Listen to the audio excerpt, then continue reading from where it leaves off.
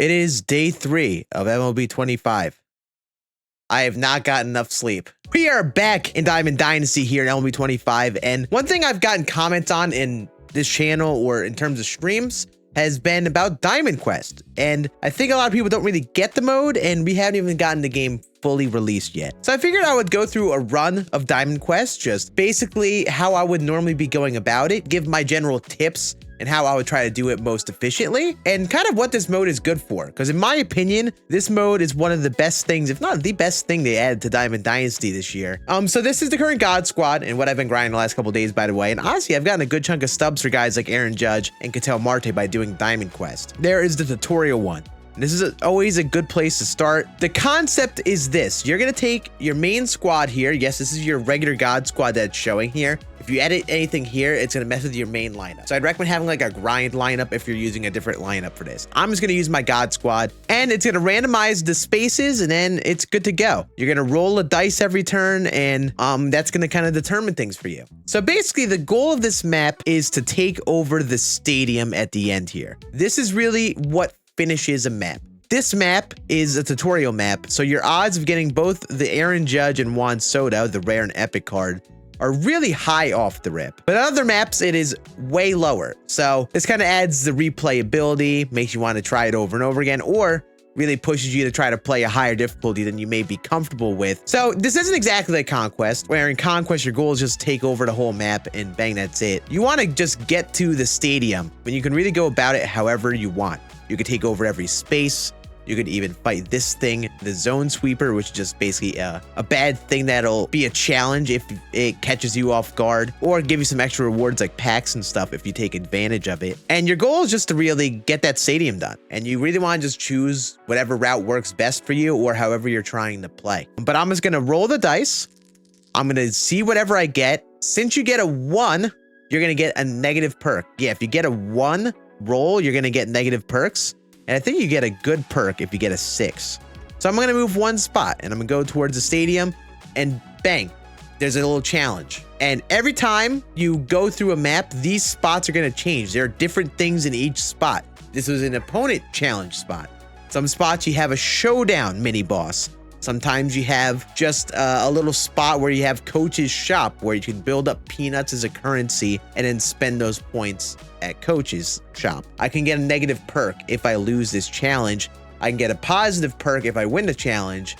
And also, for any one of these challenges you complete, I don't know if you saw the small text in the bottom, it increases your odds at the rewards in the upcoming stadium. So this is where the strategy comes into play. If you want to take your time, take over all the spaces in the map, yes, it's going to increase the length of time it takes to grind the map. If you're someone who doesn't want to play on the higher difficulties and just kind of relax and maybe play on, like, I don't know, Hall of Fame, All-Star, whatever difficulty you like, then you can do it by taking over the entire map. So that is the risk and reward at play. You take your time, take over more spots, you can increase your odds at getting the good reward. You see, we get a gold perk for beating that spot. And every time you complete one of these like mini challenges, your negative perks clear. So there's a really big benefit to getting these done, especially when you're right by a stadium, because if you have a bunch of penalties active, you can clear them out by beating a mini boss or whatever is there. Whew, that was a lot of explaining. So let me basically summarize it simply if that confused you. Goal is to get to stadium. If you want to make the stadium easier, take over the whole map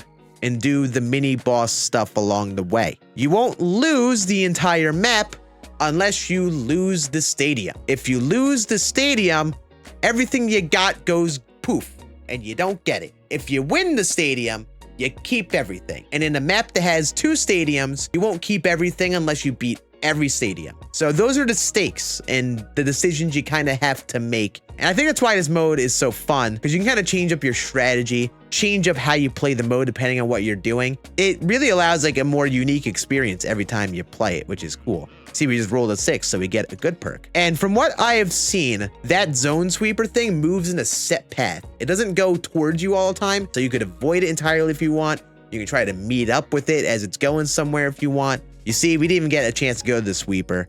We got a little challenge here. And all these things change positions, all of the mini bosses and the challenges and stuff. So you can't like memorize a route. There's like no efficient route to doing things. This is where I think it's really worth noting. that your own strategy and your own skill and the quality of the team that you're using are really like big determinants in how you go about this map. If you're a good player who can play on like legend, even dabble in GOAT difficulty, then obviously you're going to want to take advantage of that and try to fly through things as fast as possible. If you're someone who obviously is not as good and risks losing those games regularly, then you're not going to want to play on that difficulty. You're going to want to, you know, play it safe, take over the spaces on the map. Maybe you get to one stadium, rush through it right away, and you don't get the good reward, but you still want to finish the map. So you just kind of take that gamble. Me, I'm just going to go right to the stadium here, just because this is a science experiment here. We're going to just try to get to the stadium as fast as possible. And this is really what you do. You just go towards the stadium. You have challenges along the way that could either help you or hurt you, and different things like the coach's shop that can help you out by buying perks. Those peanuts, by the way, are currency that you get only in this mode. You could spend at coach's shop. So like once the map resets, your peanuts also reset. So if you're someone who, you know, is taking your time on a map, maybe there'll be some maps later in the year with like 3 stadiums, you'll be able to get a good bit of peanuts and get some perks. But I'll be honest, I don't know if that is a big impact. Me personally, I've not been, you know, letting the perks be much of an impact for me. It's just been how I've been playing. But I probably should be paying attention to my good perks, my bad perks, and seeing what I'm getting boosted and see if it helps make a decision for me. See, I just lost a challenge, unfortunately, perfect out. So I should get some negative perks here.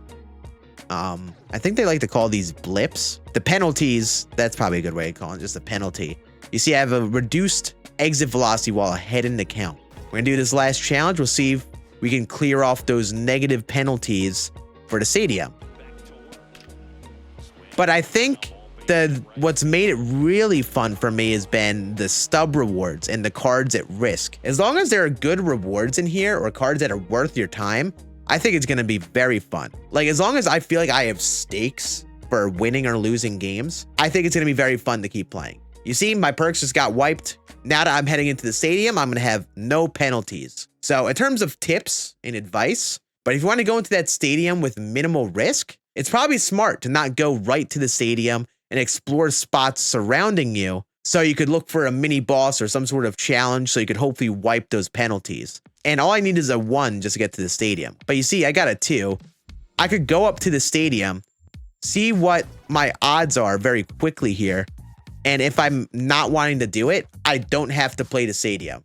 However, if you load into the game from here, then whatever happens, happens. So you lose, it ends everything, and you lose everything you've earned along the way. You win, you get all the stuff that you get, and it gets thrown in that treasure box. I'm not going to play the stadium just to show you.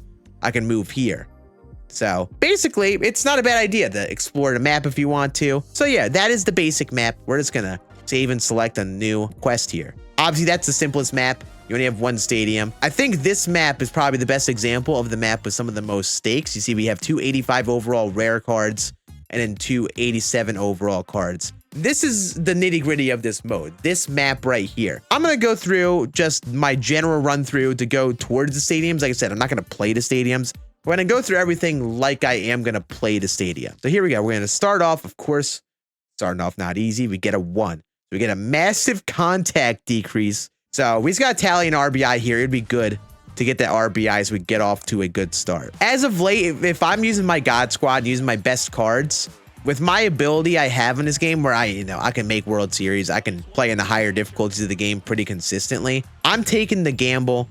I'm going to the stadiums right away, basically, playing on GOAT or Legend difficulty. If I'm really locked in, I'm going to play GOAT difficulty with this God Squad right here, because I feel good about my chances on that. I'm just going to take the risk with the stadium, go right to it, basically. If I'm not feeling as good, I'm slowing down, taking more spaces, playing on Legend. And I do those things, I could basically guarantee that I get the players for the stadiums. But if not, which I think most of you guys probably are in that boat, you probably want to take your time, take up more spaces, or recognize that you're not going to get that rare round card every time. As you see here, if I were just to get to the stadium right now, I only have a 31% chance of getting Noah Schultz on Legend difficulty. And as I get closer to the stadium, that's going to go up and up bit by bit.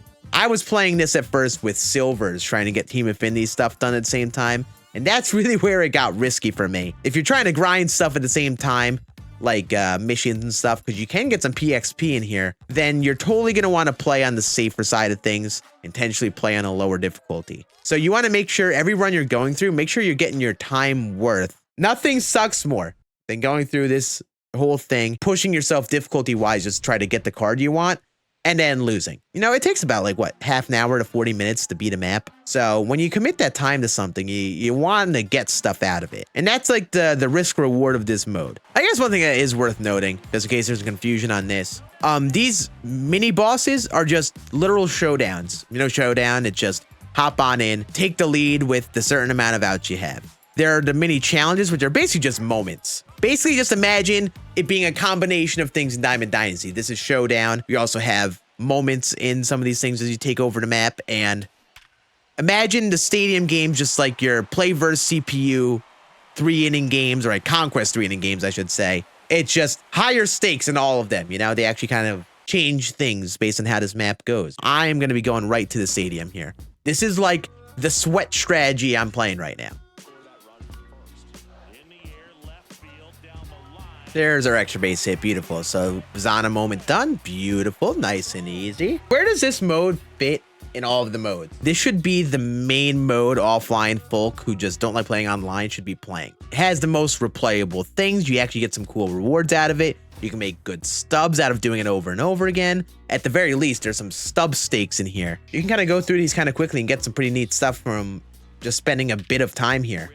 Mini seasons feel like the type of thing where it's good to complete once, but is an option for your offline grinding, stat tallying missions. And I think that also goes with the Conquest maps, where like, I don't think Conquest stuff, I think they're going to be a little less appealing for replayability. This feels like the main replayable mode they're going for, and I actually love it. We have 3 more moves.